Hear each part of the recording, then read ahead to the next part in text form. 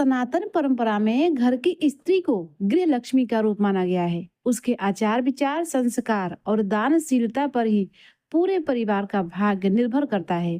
कई बार अनजाने में किए गए कुछ कार्य या कुछ विशेष वस्तुओं का दान हंसते खेलते परिवार को कंगाली की कगार पर लाकर खड़ा कर देता है। प्रिय भक्तों, जो कथा मैं आपको सुनाने जा रही हूँ, ये साक्षात देवादिदेव महादेव और जगत जननी माँ पार्वती के बीच का एक अत्यंत दुर्लभ और कल्याणकारी संवाद है।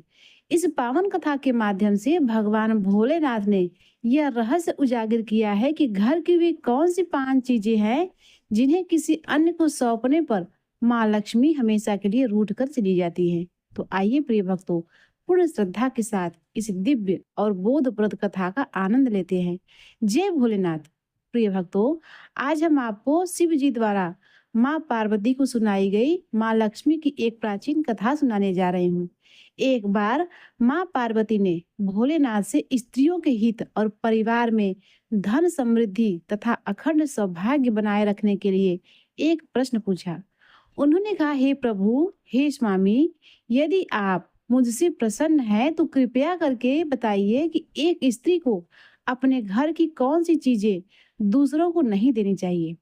तब भगवान भोलेनाथ ने मुस्कुराकर कहा, हे देवी पार्वती, आप सदा अपने भक्तों के उद्धार के लिए तत्पर रहती हैं, इसीलिए आज मैं आपसे अति प्रसन्न हूँ।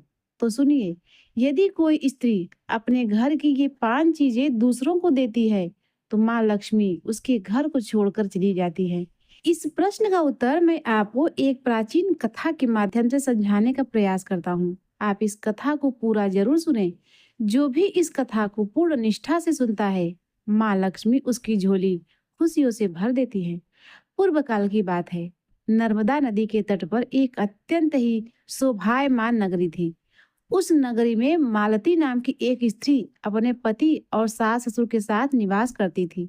मालती एक परम पतिव्रता नारी थी, जो सत्य और धर्म का पालन करने में तत्पर तथा गृहस्थ कार्य में अत्यंत दक्ष थी। मालती का स्वभाव बहुत दयालु था और वह सदैव दूसरों की सहायता करने के लिए तैयार रहती थी। मालती का पति धनंजय एक वैश्य था। बाजार में उसकी अनाज की एक दुकान थी, जहां वह लोगों की जरूरत की चीजें बेचा करता था। मालती अपने पति से अगाध प्रेम करती थी और उन्हें ही अपना परमेश्वर मानकर उनकी सेवा भी करती थी। मालती नित्य अपने पति से पहले जागती थी। सबसे पहले अपने घर के आंगन को साफ करती थी और रंगोली बनाकर उसे सजाती थी। इसके बाद वह पूरे घर को स्वच्छ करती, स्नान आदि कार्यों से निवृत्त होकर पवित्र तुलसी जी को जल अर्पित करती और देवी देवताओं का विधि विधान से पूजन करती थी। इस प्रकार वह रोज अपने नित्य कर्म पूरे करती थी। मालती ने कभी किसी का अनादर नहीं किया था। वह सभी के साथ अत्यंत मधुर वाणी में बात करती थी। उसकी सादगी और संस्कारों को देखकर नगर के लोगों कहते कि यह तो साक्षात माँ लक्ष्मी के समान गुणों वाली स्त्री है, जो अपने परिवार का इतने अच्छे से ख्याल रखती है। इसके अलावा मालती दान धर्म करते समय कभी अपने हाथ पीछे नहीं खींचती थी। उसके द्वार पर जो भी याचक आता, वह उसे खाली हाथ नहीं लौटने देती। यदि कोई भूखा व्यक्ति उसके द्वार पर आता, तो वह उसे भर पेट भोजन कराकर ही विदा करती थी। इससे सभी याचक अत्यंत प्रसन्न होकर उसे हृदय से आशीर्वाद देते। मालती अपने पड़ोसियों के भी हर संभव में सहायता करती। पड़ोस में रहने वाले गरीब और दीन दुखियों को जिस भी चीज की आवश्यकता होती, मालती बिना सोचे समझे उन्हें दे दिया करती। यही कारण था कि पड़ोसी भी उसका बहुत सम्मान करते और कहते कि मालती तो साक्षात देवी अन्नपूर्णा का रूप है। लोगों से अपनी प्रशंसा सुनकर भी मालती के मन में कभी घमंड नहीं आया। वह हमेशा सभी से आदर पूर्वक ही बात करती रही। एक दिन मालती की एक पड़ोसन उसके घर आई। मालती ने मुस्कुराकर उसका स्वागत किया और बड़े प्रेम से कहा, हे बहन, हमारे घर में तुम्हारा स्वागत है। आज किस कारण से तुम्हारा आगमन हुआ है? यदि तुम्हें कोई वस्तु चाहिए तो मुझसे निसंकोच मांग लो, मैं तुम्हारी अवश्य ही मदद करूंगी। पड़ोसन ने कहा, हे बहन मालती, आज मेरे घर में बहुत सारे रिश्तेदार आए हैं। उनके लिए मैं भोजन बना रही हूँ, इसीलिए तुम्हारे पास रोटी बनाने के लिए चकला, बेलन और तवा मांगने आई हूँ। यदि तुम कुछ समय के लिए मुझे ये चीजें दे दोगी, तो तुम्हारी बड़ी कृपा होगी। मैं अपना काम पूरा होते ही इन्हें जल्दी ही लौटा दूंगी। मालती ने कहा, बहन, इसमें क्या बड़ी बात है? मेरा भोजन तो बन चुका है और अभी मुझे इनकी कोई आवश्यकता भी नहीं है। इसीलिए तुम मेरा चकला, बेलन और तवा ले जा सकती हो। तुम रुको, मैं अभी रसोई से लाकर देती हूँ। ऐसा कहकर मालती रसोई में गई और चकला, बेलन और तवा लाकर अपनी पड़ोसन को सौंप दिया। भगवान शिव आगे कहते हैं, हे देवी पार्वती, अब ध्यान से सुनिएगा कि आगे क्या हुआ। पड़ोसन ने मालती का धन्यवाद करते हुए कहा कि हे बहन, तुम्हारा बहुत बहुत धन्यवाद। आज तुमने मेरा काम आसान कर दिया। मैं मेहमानों को भोजन कराने के बाद इन्हें जल्दी ही लौटा दूंगी। मालती ने कहा, चिंता की कोई बात नहीं बहन, जब तुम्हारा कार्य पूर्ण हो जाए तब लौटा देना। वह पड़ोसन चीजें लेकर चली गई। कुछ समय के बाद जब मालती स्वयं भोजन करने बैठी, तभी एक दूसरी स्त्री घबराई हुई अवस्था में उसके घर आई। मालती ने उसका भी प्रेम से स्वागत किया और पूछा, हे बहन, कहो, आज कैसे आना हुआ? तुम्हें क्या काम है? संकोच मत करो और बताओ। उस स्त्री का नाम कमला था। कमला ने कहा, हे मालती बहन, मैं बहुत परेशान हूँ। मेरे घर में बहुत गंदगी हो गई है, लेकिन मेरे पास झाड़ू नहीं है। मेरी पुरानी झाड़ू खराब हो गई थी, जिसे मैं फेंक दिया, और नई झाड़ू लाने के लिए मेरे पास अभी पैसे नहीं थे। इसीलिए मैं बाजार से नई झाड़ू नहीं ला सकी। मुझे समझ नहीं आ रहा कि मैं क्या करूं। मालती ने उसकी तकलीफ को समझते हुए कहा, हे कमला बहन, तुम इतनी छोटी सी बात के लिए इतनी परेशान क्यों हो रही हो? यह लो, मैं तुम्हें अपने घर की झाड़ू देती हूँ। फिर मालती के घर के अंदर गई, झाड़ू लेकर आई और उसे कमला के हाथों में सौंप दिया। कमला झाड़ू पाकर बहुत प्रसन्न हुई और धन्यवाद देते हुए बोली, मालती बहन, मैं जल्दी से अपना घर साफ करके इसे लौटा दूंगी। और वह झाड़ू लेकर चली गई। अब शाम होने वाली थी। तभी मालती की तीसरी पड़ोसन रुक्मिणी उसके घर आई। रुक्मिणी का चेहरा उदास था और वह गहरी चिंता में डूब गई थी। मालती ने उससे बड़े स्नेह से पूछा, रुक्मिणी बहन, आज तुम्हारा चेहरा इतना उदास क्यों है? यदि कोई समस्या है तो मुझे बताओ। तुम जो कहोगी मैं वही करूंगी। रुक्मिणी ने थकी हुई और निराश आवाज में कहा, मालती बहन, मेरी बेटी को देखने के लिए आज लड़के वाले आ रहे हैं। मेरी चिंता का कारण यह है कि मेरे पास पहनने के लिए कोई अच्छी साड़ी और गहने नहीं है। मेरे पास जो भी आभूषण थे, वे बीमारी के समय दवाइयों के खर्च के कारण बेच दिए। अब मैं क्या करूं? मुझे कुछ समझ में नहीं आ रहा। अगर तुम मेरी थोड़ी मदद कर दो और अपनी बेटी के लिए कुछ गहने और एक अच्छी साड़ी उधार दे दो, तो मैं वादा करती हूँ, काम खत्म होते ही सब सुरक्षित लौटा दूंगी। मालती ने रुक्मिणी की आंखों में आंसू देखे और उसकी विवशता को समझा। उसने मन ही मन सोचा कि यह माँ कितनी मजबूर है, जो अपनी बेटी के लिए इतना भी नहीं कर पा रही है। उसने प्रेम पूर्वक कहा, रुक्मिणी बहन, तुम चिंता मत करो। तुम्हारी बेटी मेरी छोटी बहन जैसी है। मैं उसका दुख कैसे देख सकती हूँ? यह लो, मैं तुम्हें अपनी सबसे अच्छी साड़ी और गहने देती हूँ। इन्हें पहनकर तुम्हारी बेटी किसी राजकुमारी से कम नहीं लगेगी। रुक्मिणी की आंखों में कृतज्ञता के आंसू छलक गए। उसने कहा, हे मालती बहन, तुमने मेरी बहुत बड़ी चिंता दूर कर दी। मैं तुम्हारा यह एहसान कभी नहीं भूलूंगी। भगवान तुम्हें सदा सुखी रखे। मालती भीतर गई और कुछ ही देर में अपनी सुंदर साड़ी और आभूषण लाकर रुक्मिणी को दे दिया। रुक्मिणी भी प्रसन्नतापूर्वक वहां से चली गई। जब शाम ढल चुकी थी, तब एक और पड़ोसन मालती के घर आई। मालती ने उसका भी आदर से स्वागत किया और कहा, पधारो बहन, आप जिस कारण मेरे घर आना हुआ है, बताओ, मैं तुम्हारी क्या सहायता कर सकती हूँ? तुम्हें जो कुछ भी चाहिए निसंकोच कहो। वह पड़ोसन बोली, हे मालती बहन, तुम बड़ी दयालु हो और सबकी मदद करती हो, इसीलिए मैं भी तुम्हारे पास आई हूँ। मेरा बच्चा बहुत भूखा है और उसे पिलाने के लिए मेरे घर में दूध नहीं है।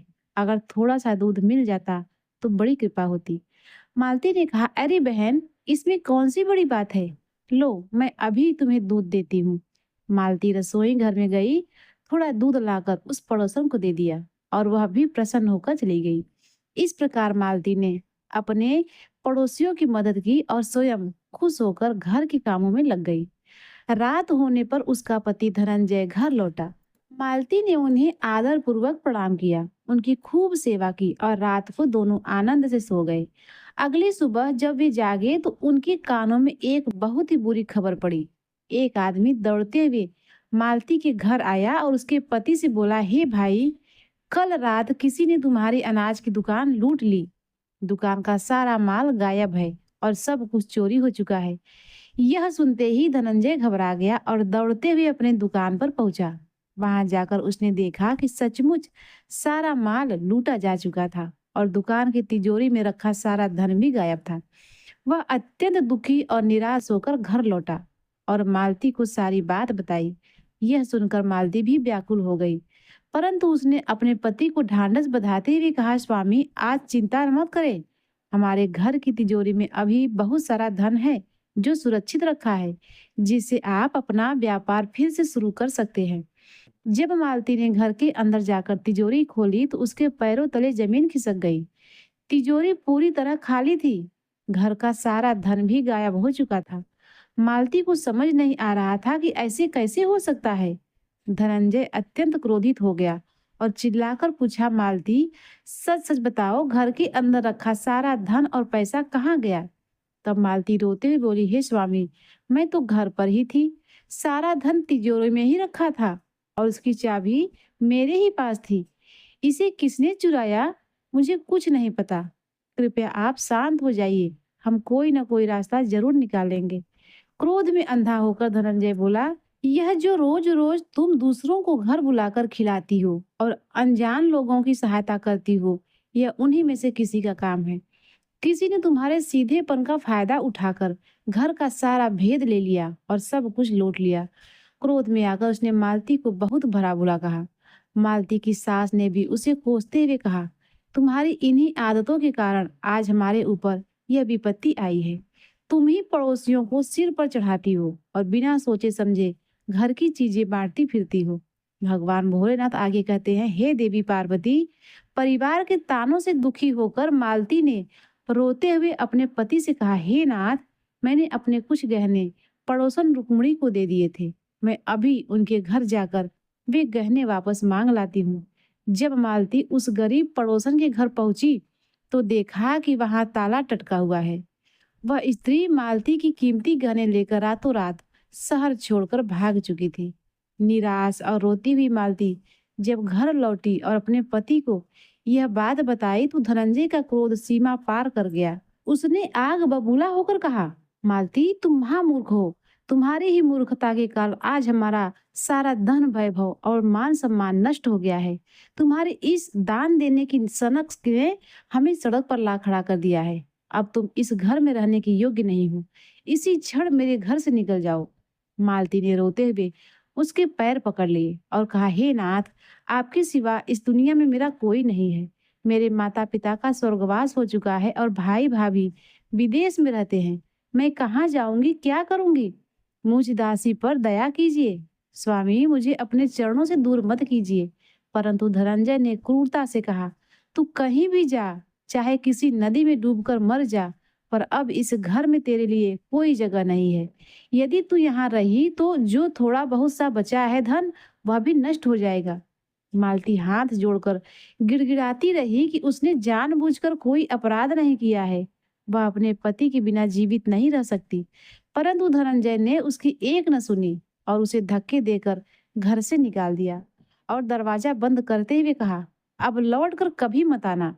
भगवान भोलेनाथ कहते हैं, हे देवी पार्वती, मालती की यह दशा देखकर मेरी और तुम्हारी आंखों में भी आंसू आ गए। मालती रोती बिलखती हुई माता लक्ष्मी के मंदिर पहुंची। उसने माँ की प्रतिमा के सामने घुटने टेक दिए और रोते हुए पुकारा, हे माँ, मैंने ऐसा कौन सा पाप किया था जिसकी इतनी भयानक सजा मुझे मिली? मैं तो नित्य पूरी श्रद्धा से आपकी पूजा करती हूँ, फिर आपने मेरा घर क्यों छोड़ा?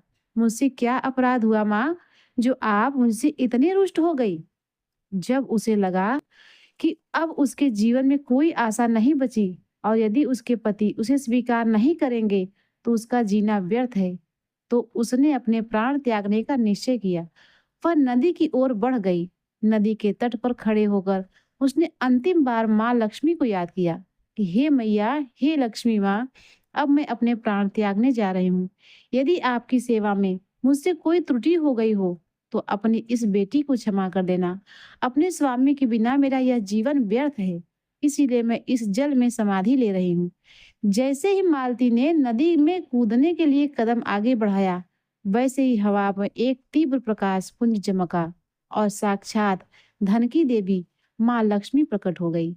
माँ लक्ष्मी ने ममता भरी आवाज में कहा, ठहरो मालती, रुक जाओ पुत्री, तुम यह क्या अनर्थ करने जा रही हो? आत्महत्या एक जघन्य अपराध है, यह महापाप है। मालती ने आंखें खोली तो सामने साक्षात चतुर्भुज रूप में माँ लक्ष्मी खड़ी थी। माँ के अलौकिक दर्शन पाकर मालती का दुख आधा हो गया।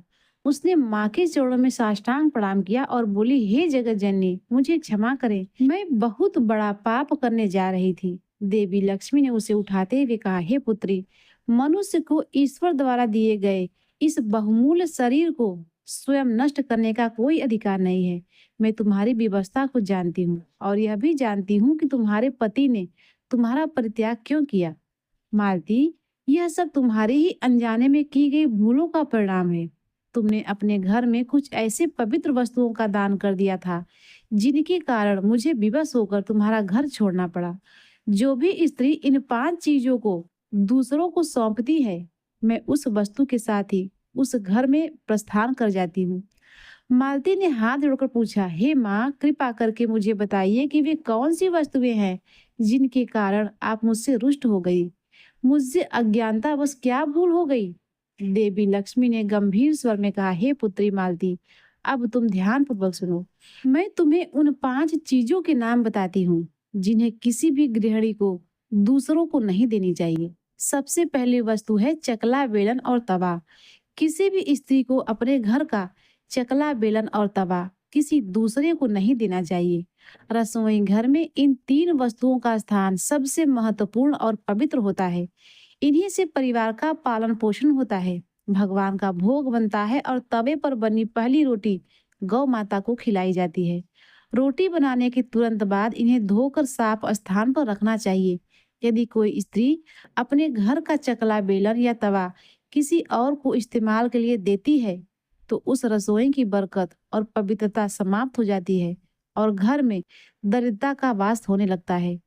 तुमने अपनी पड़ोसन को तवा और चकला, बेलन देकर पहली बड़ी भूल की है। अब दूसरी वस्तु के विषय में सुनो।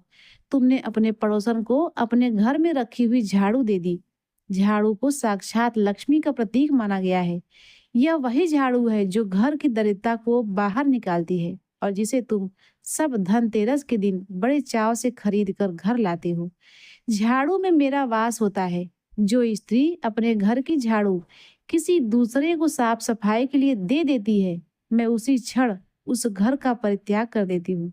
झाड़ू को हमेशा घर में ऐसे स्थान पर छिपा कर रखना चाहिए जहाँ किसी बाहरी व्यक्ति की नजर न पड़े। इसे कभी पैर नहीं लगाना चाहिए और न ही इसे कोई अपवित्र यानी गंदगी साफ करनी चाहिए। अब तुम तीसरी वस्तु के विषय में सुनो। एक स्त्री को कभी दूसरों को नहीं देना चाहिए। वह वस्तु है स्त्री का आभूषण यानी गहने। एक स्त्री को अपने आभूषण कभी अन्य महिला को नहीं देना चाहिए। सुहागिन स्त्री के आभूषण, विशेषकर सोने और चांदी के गहने, उसके सौभाग्य और लक्ष्मी का प्रतीक होता है। मैं स्वर्ण और रजत में वास करती हूँ।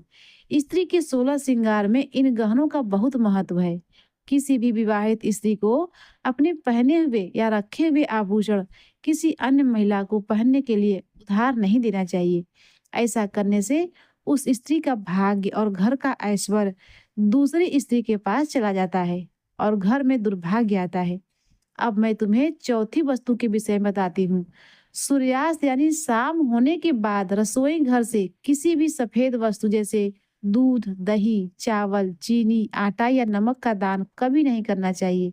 यदि किसी को बहुत आवश्यकता हो, तो आप बाजार से नया खरीद कर दे सकते हैं, परंतु अपने रसोई से उठाकर शाम के समय इन चीजों को देने से घर का सुरक्षा चक्र टूट जाता है और सुख समृद्धि नष्ट हो जाती है। तुमने शाम के समय अपने पड़ोसन को दूध देकर अपनी चौथी बड़ी भूल की थी। और पांचवी चीज है हल्दी। हल्दी को भी लक्ष्मी स्वरूप माना गया है। हल्दी को देवगुरु बृहस्पति और माँ लक्ष्मी का स्वरूप माना गया है। यह सौभाग्य और पवित्रता का सूचक है।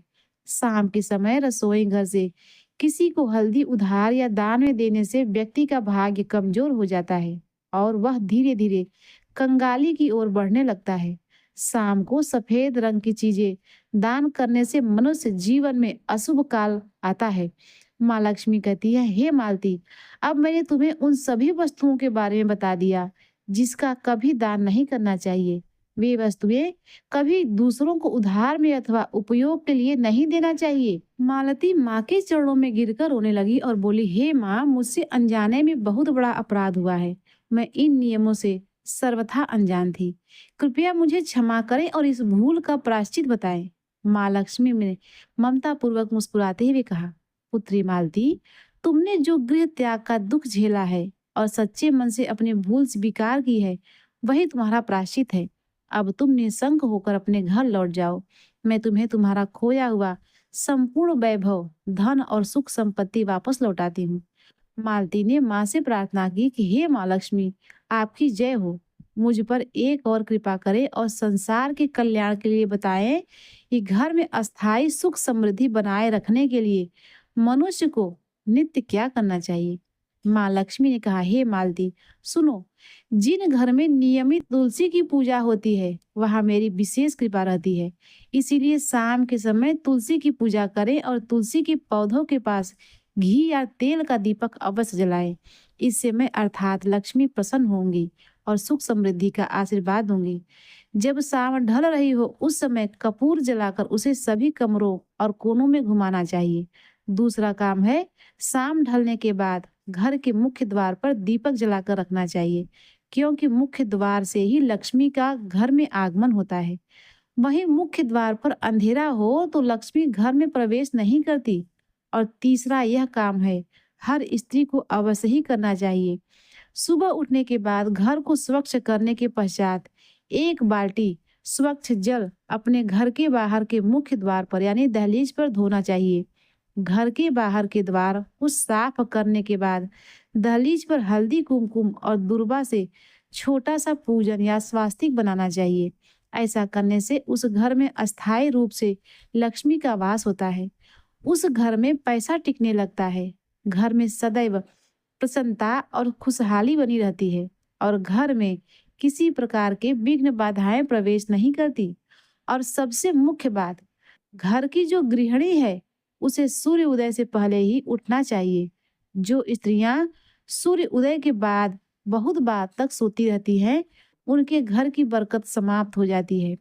इसीलिए घर की मुख्य गृहिणी को सूर्य उदय से पहले ही ब्रह्म मुहूर्त में उठकर नित्य क्रिया से निवृत्त होकर स्नान ध्यान करना चाहिए। ऐसा करने से उस घर में सदैव खुशहाली बनी रहती है। भगवान भोलेनाथ माता पार्वती से कहते हैं, हे देवी, इतना कहकर माँ लक्ष्मी अंतर्ध्यान हो गई। मालती ने माँ को कोटि कोटि धन्यवाद दिया और वह खुशी खुशी अपने घर की ओर चल पड़ी। मालती अभी रास्ते में ही थी कि सामने से उसका पति धनंजय उसे ढूंढता हुआ बदहवास सा आ रहा था। मालती को देखते ही वह उसके चरणों में गिर पड़ा और रोते हुए बोला, मालती, मुझे क्षमा कर दो। मैंने क्रोध में आकर तुम्हें बहुत भला बुरा कहा और साक्षात गृह लक्ष्मी को घर से निकाल दिया। माँ लक्ष्मी की असीम कृपा से हमारा सारा धन और लूटा हुआ वैभव वापस मिल गया है। जिन चोरों ने हमारे दुकान और घर को लूटा था, उन्हें राजा के सैनिकों ने सीमा पर पकड़ लिया है। उन्होंने सारा धन वापस कर दिया और तुम्हारा नाम लेकर मुझसे क्षमा मांगी। तुम साक्षात देवी हो। मालती, मुझे क्षमा कर दो।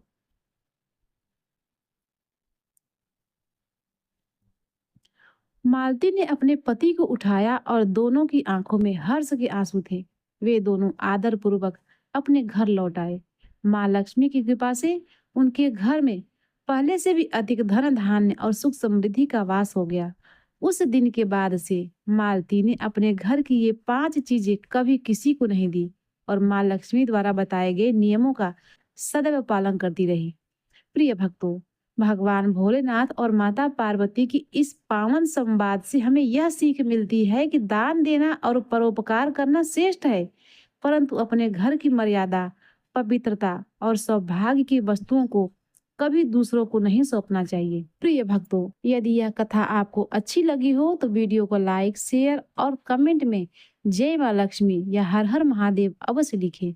यदि आप हमारे चैनल पर नए हैं तो इसे सब्सक्राइब करना न भूलें और बेल आइकन को जरूर दबाएं ताकि ऐसी ही ज्ञानवर्धक कथाएं आपको सबसे पहले प्राप्त हो सके। भगवान भोलेनाथ और माता लक्ष्मी आप सभी की मनोकामनाएं पूर्ण करें।